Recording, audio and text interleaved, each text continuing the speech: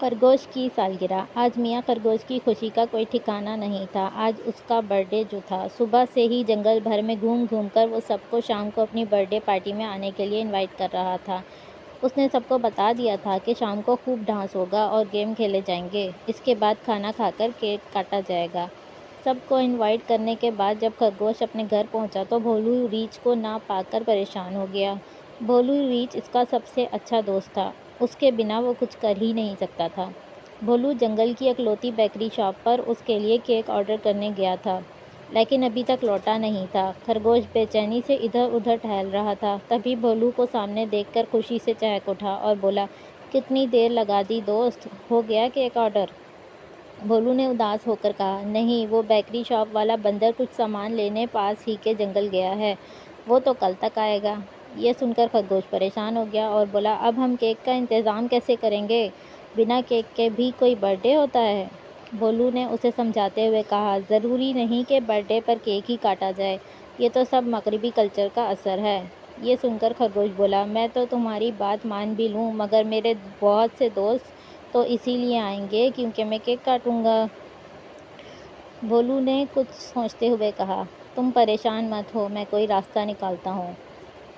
تبھی بھولو نے چٹکی بجاتے ہوئے کہا، ہمیں کیک تیار کروانے کے لیے کہیں بھٹکنے کی ضرورت نہیں ہے۔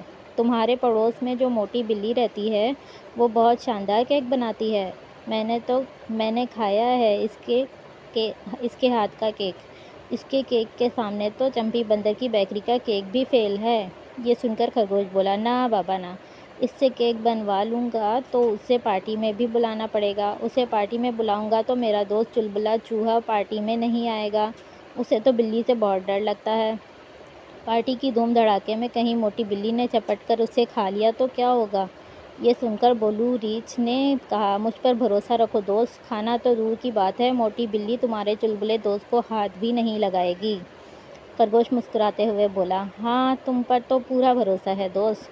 اب خرگوش اور بھولو موٹی بلی کے پاس گئے تھے اور اسے پارٹی کے لیے انوائٹ کرتے ہوئے کہا کہ کیک کا انتظام بھی اسے ہی کرنا ہے۔ یہ سن کر موٹی بلی بہت خوش ہوئی۔ اس نے پورا دن لگا کر بہت ہی مزیدار کیک بنایا۔ شام کو سب سے پہلے کیک لے کر وہاں پہنچی۔ دھیرے دھیرے خرگوش کے سارے دوست آنے لگے۔ چلبلا چوہا جیسے ہی گھر میں گھسا موٹی بلی کو دیکھ کر الٹے پاؤں لوٹنے لگا، لیکن بھولو نے اسے روک لیا اور کہا، میں گارنٹی دیتا ہوں دوست، تمہیں کچھ نہیں ہوگا، تم پارٹی انجوائے کرو۔ تھوڑی ہی دیر میں سب ڈانس کرنے لگے۔ موٹی بلی کی نظر چلبلے چوہے پر تھی، لیکن خرگوش کے کچھ دوست اور بھولو اس طرح ناچ رہے تھے کہ بلی چوہے کے پاس پہنچ ہی نہیں پا رہی تھی۔ اب بلی ڈانس کرتے کرتے تھک گئی اور اسے بہت تیز بھوک لگی۔ وہ بھی کچن کے پاس پہنچ کر کچھ کھانا چاہتی تھی۔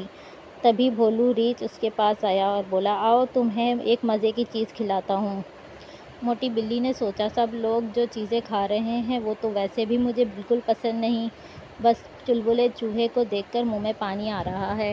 بھولو موٹی بلی کو اپنے ساتھ لے گیا اور اسے کچن کے پچھلے حصے میں رکھی گرما گرم دودھ جلیبیاں کھلائیں۔ موٹی بلی نے دودھ جلیبی پہلی بار کھائی تھی۔ وہ گپا گپ دودھ پی کر ڈھیر ساری جلیبیاں کھا گئی۔ بھولو اسے عجیب نظروں سے دیکھ رہا تھا۔ اس طرح تو وہ شہد پر بھی نہیں ٹوٹ پڑتا تھا جیسے موٹی بلی دودھ جلیبی پر ٹوٹ پڑی تھی۔ کچھ ہی دیر میں اس نے دودھ جلیبی سے بھرا سارا پتیلا خالی کر دیا۔ اب تو اس سے ہلا بھی نہیں جا رہا تھا۔ وہ باہر آ کر صوفے پر دھپ سے بیٹھ گئی اور سب کو ناچتے ہوئے دیکھنے لگی۔ بھولو نے چلبلے چوہے سے کہا، چلبلے، اب تم بلی کے پاس جا کر ناچو گے تو بھی وہ تمہیں ہاتھ نہیں لگائے گی۔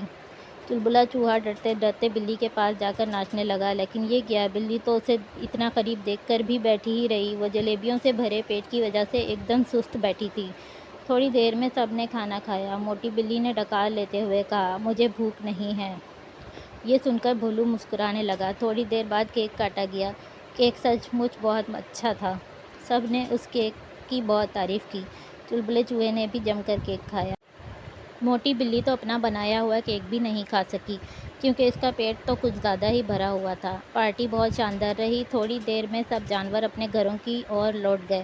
اب خرگوش نے چین کی سانس لی۔ خرگوش نے اپنے پیارے دوست بھولو کو شکریہ کہا۔ بھولو نے مسکراتے ہوئے کہا، یہ سب دودھ جلیبی کی وجہ سے ہی ممکن ہو پایا۔ یہ سن کر خرگوش کھلکھلا کر ہنس دیا۔